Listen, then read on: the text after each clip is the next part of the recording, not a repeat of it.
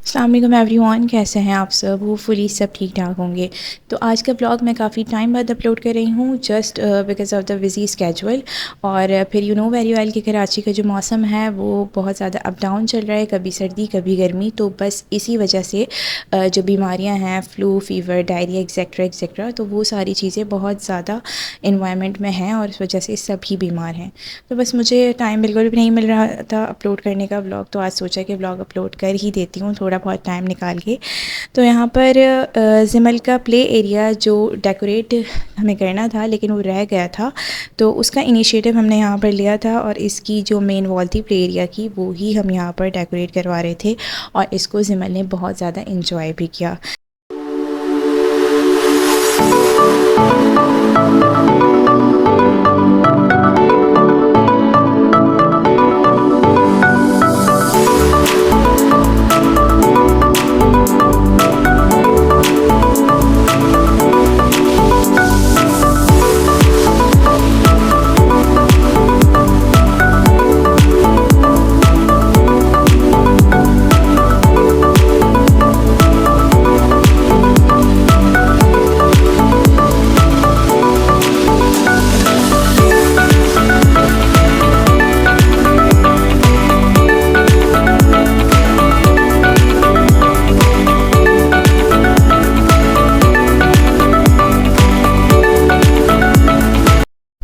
और बस ये रात का टाइम था और ऑफ़िस से आते हुए मान कुछ खाने पीने के लिए ले आए थे, लेकिन मैंने उस दिन खाने के लिए दो दो डिशेस प्रिपेयर कर ली थी, साथ में चावल भी और सालन भी। तो मैंने मान से ये कहा था कि आप एटलीस्ट मुझे इन्फॉर्म कर देते अगर बाहर से कुछ लाना था, तो फिर मैं खाना ना बनाती, क्योंकि जब बाहर का भी खाना हो जाए और फिर आप घर पर भी प्रिपेयर कर लो तो फिर खाना आपका ज़ाया ही होकर जाता है। क्या हुआ? मिर्ची थोड़ी है। इसके अंदर डालिए तो कर। ओ मामू को दिखाओ। बेटे मामू को दिखाओ। ये क्या किया है आपने? केचप डाल इसके अंदर या टमाटर। चलो स्टार्ट करते हैं, ठंडा हो जाएगा यार चलो मामा जी मेरी जान। क्या? आप यहाँ बैठो। यहाँ पापा क्या बोल रहे? बाबा कह रहे हैं यहाँ बैठो आप। आप और बस ये नेक्स्ट मॉर्निंग के कुछ जो है वो मोमेंट्स थे कि मैंने रिकॉर्ड किए थे यहाँ पर। सुबह मैंने इन दोनों को नाश्ता करवाने के बाद जो है वो खेल में बिज़ी कर दिया था। नैमल खेल रही थी तो मैंने ज़िमल से कहा था कि आप उसे थोड़ा सा एंटरटेन करो, तब तक मैं अपने काम कर लेती हूँ। लेकिन ज़िमल उससे खेलने के बजाय उसको इतना ज़्यादा इरिटेट करती है कि फिर वो रो जाती है और फिर मेरा सारा काम वहीं का वहीं रह जाता है। तो बस जब मैं काम करती हूँ तो फिर इन दोनों को ही, या तो सिर्फ ज़िमल को या सिर्फ नैमल को, किसी एक को भेजना पड़ता है या दोनों को ही। मोस्टली मैं नीचे फ़ाइज़ा भाभी के पास दे देती हूँ कि वो जब तक इनको संभाल लें तो मैं अपने काम निपटा लूँ, वरना जब तक ये दोनों साथ होती हैं, ज़िमल तो स्पेशली बहुत इंटरप्ट करती है मेरे कामों में, क्योंकि सारे काम वो मेरे साथ खुद करवाती है, कोई काम मुझे अकेले नहीं करने देती और फिर तंग भी उतना ही ज़्यादा करती है। तो यहाँ पर मैंने ज़िमल को रेडी किया था और इसे कहा कि चलो पहले मैं आपको मामी के पास छोड़ देती हूँ ताकि फिर मैं फ्री ऑफ माइंड होके घर की क्लीनिंग कर सकूँ। लेकिन इसने मुझे देखा था कि मैं काम स्टार्ट कर चुकी थी, तो बस ये यहीं रुक गई थी कि मामा मैं आपके साथ पहले घर की क्लीनिंग करवाऊँगी, मैं ऐसा करती हूँ डस्टिंग कर देती हूँ, फिर उसके बाद आप मुझे नीचे मामी के पास छोड़ देना। तो बस ये इसी तरह इंटरप्ट करती है और बहुत ज़्यादा तंग करती है। जो मेरा 1 घंटे का काम होता है ना, वो फिर मुझे 3 घंटे लग जाते हैं उसे वाइंड अप करते करते। तो बस हाँ, अच्छी बात है, अच्छा भी लगता है। बच्चे जब तक आपको तंग ना करें ना तो पता ही नहीं चलता कि बच्चे हैं, लेकिन कभी कभी गुस्सा भी आता है इसकी हरकतों पे, जब ये बहुत ज़्यादा ढीठ बन जाती है और सुनती नहीं है तो बस फिर मुझे गुस्सा आता है। और फिर एट दी एंड जब इसने मुझे बहुत ज़्यादा तंग किया तो मैंने इसे थोड़ी सी डांट डपट करके भेज दिया था नीचे कि आप मामी के पास जाओ और मुझे काम करने दो। तो बस ज़िमल की जो वॉल पेंटिंग हमने करवाई थी वहाँ से थोड़ा सा आइडिया ये मान ने ले लिया था और मुझसे कह रहे थे कि मैं ऐसा करता हूँ कि जो हमारा एंट्रेंस वाला एरिया है वहाँ पर अभी कुछ प्लांट्स रखे हैं, तो फिर कलर ला के और मैं वहाँ पे इस तरह की ग्रास बना देता हूँ, तो थोड़ा सा कूसी सा लुक वहाँ पर भी आ जाएगा। तो यही करते हैं हम, डिफरेंट आइडियाज़ लड़ाते हैं। थोड़े थोड़े दिन बाद हमें नया जो है वो शौक़ चढ़ता है कि अब ये अमेंडमेंट कर लेते हैं, अब ये अमेंडमेंट कर लेते हैं। और बस ये दोपहर का टाइम था और अम्मी और फरहान भाई जो है वो रावलपिंडी गए हुए थे कुछ दिन से, तो वहीं से वापस आए थे और बस जमल के उनसे मिलने के मोमेंट्स ये आप चेक करें। आपको भी कुछ समझ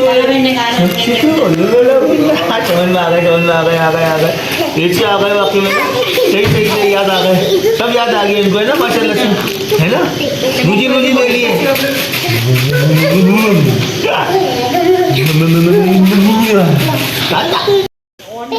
बीबी से बोला आपके लिए भी एक सरप्राइज है ऊपर। अब नहीं दिखाऊंगा। ऊपर ना पेंटिंग करिए यार दिखाएंगे आपकी। और ये खोल के देखो तो कैसा है, क्या चीज है।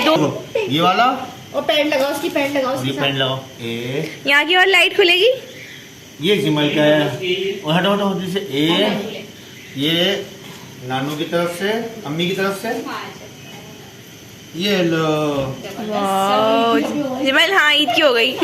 ये लो, मान अब इसके कपड़े नहीं आएंगे, सही है इसकी जगह। ये नेमल की, ये लो नेमल का पजामा। और नेमल का पजामा,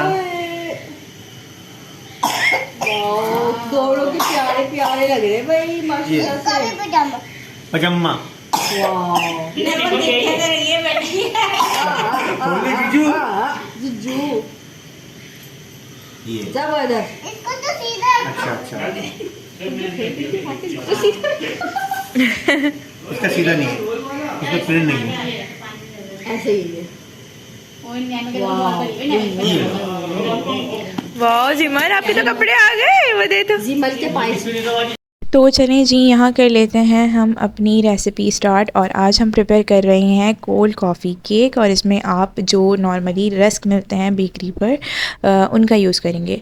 तो आपने 1 ग्लास मिल्क ले लेना है, 1 टेबल स्पून आप इसमें कॉफ़ी के ऐड कर दीजिए, और 4 टेबल स्पून आप शुगर ऐड कर दीजिए, और लास्ट में आपने यहाँ पर ऐड करना है 1 टेबल स्पून कोको पाउडर का। ये देखिए, बस इतनी क्वांटिटी आपने रखनी है अगर आपने एक नॉर्मल क्वांटिटी में प्रिपेयर करना है। अगर ज़्यादा बना रहे हैं तो फिर इसी क्वांटिटी को आप डबल कर दीजिएगा, और बस मीडियम टू लो फ्लेम आपने रखना है, ज़्यादा नहीं करना है। बस एक बॉयल आने तक इसको आप जो है वो कुक कर लीजिए। यहाँ देख लीजिए, मैंने इसको अच्छे से स्टर करके और बॉयल आने तक इसको फ्लेम पर रखा था और फिर इसको फ्लेम से हटा दिया था।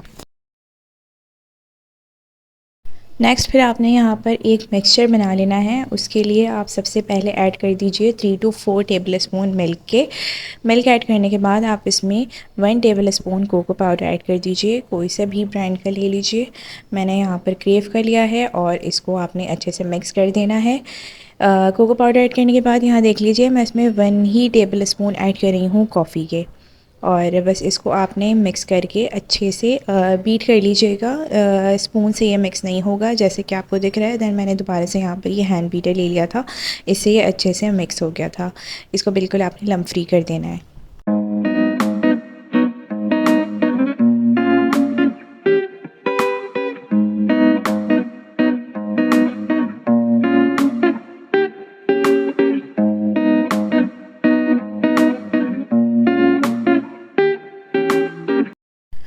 बस अब हमारा मेन जो काम है ना वो स्टार्ट होता है। तो इस तरह की आप कोई भी ट्रे ले लीजिए, या फिर इस तरह का कंटेनर जो कि काफ़ी जो है आपके पास वाइड हो, जिसमें आप अच्छे से इसकी लेयर लगा सकें।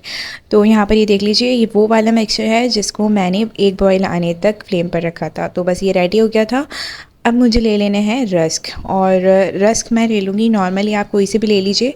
सिर्फ रस्क ही यूज़ करना है, इसमें आप केक रस्क यूज़ नहीं कर सकते, और ना ही कोई और दूसरी जो स्लाइस वगैरह ब्रेड होती है वो भी यूज़ मत कीजिएगा। उससे फिर जो है ये आपके जो डिज़र्ट है उसका वो वाला लुक नहीं आ पाएगा। लेयर लगा देनी है आपने, एक एक करके ये सारे रस्क आप डिप करते जाइए, और इस तरह से पूरे डिश में आप इसकी लेयर लगा दीजिए। और कोई भी स्पेस आपको खाली दिखे थोड़ा बहुत, तो आप इन रस्क के छोटे छोटे से पीस करके इसको जो साइड्स आपको एम्प्टी दिखेंगी आप उनको भी इस तरीके से, ये देख लीजिए, आप फिल आउट कर देंगे।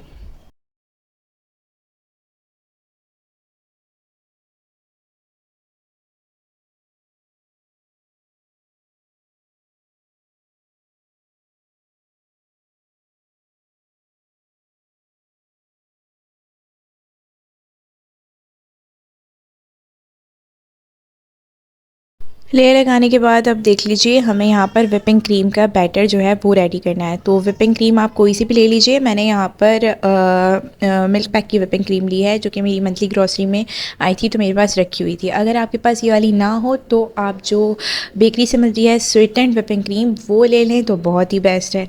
जब आप स्वीटेंड विपिंग क्रीम यूज़ करेंगे तो फिर शुगर का आप बहुत ज़्यादा ध्यान रखेंगे। यहाँ पर मैं 1 कप इसमें शुगर ऐड करूँगी, बट अगर आप स्वीटेंड विपिंग क्रीम यूज़ कर रहे हैं तो आप उस शुगर को हाफ़ कर देंगे, बिकॉज़ ऑलरेडी जो आपकी विपिंग क्रीम है वो मीठी होगी और जो आपका डिज़र्ट तैयार होगा वो ज़्यादा शुगर ऐड करने से बहुत ज़्यादा मीठा हो जाएगा।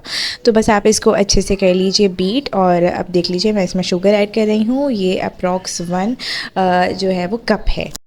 थॉरली आप इसको कर लीजिए अब बीट यहाँ पर, और इसका साइज़ जब तक डबल हो जाए दैट मीन्स आपकी जो विपिंग क्रीम है वो अच्छे से विप हो चुकी है। तो साइज़ आपने इसका कर लेना है डबल, और बस जब आपको ये इस तरह फ्रॉथी फॉर्म में दिखे तो आपने ये मिक्सचर जो यहाँ पर रेडी किया था हमने ये इसमें ऐड कर देना है। और ऐड करने के बाद आप इसको दोबारा से एक बार कर दीजिए बीट।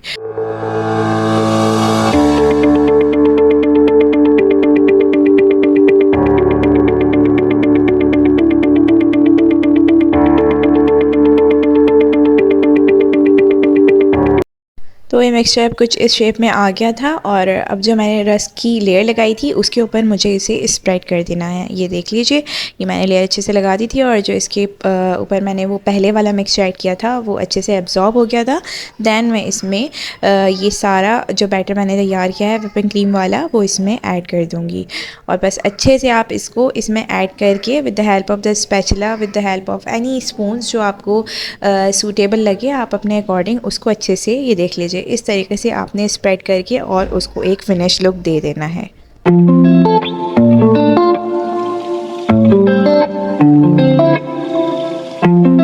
बैटर इन रस्क के ऊपर अच्छे से सेट हो चुका है। अब आप देख लीजिए इसमें मैं ये टॉपिंग आप इसको कह सकते हैं या फिर चॉकलेट सिरप, ये अगर आपके पास अवेलेबल हो तो ऐड कर दीजिए, नहीं हो तो फिर आप इसको सिंपल कोको पाउडर से भी गार्निश कर सकते हैं। लेकिन जो इसका लुक है ना वो इसी चॉकलेट सिरप के साथ है, तो कोशिश करें कि यही ऐड करें।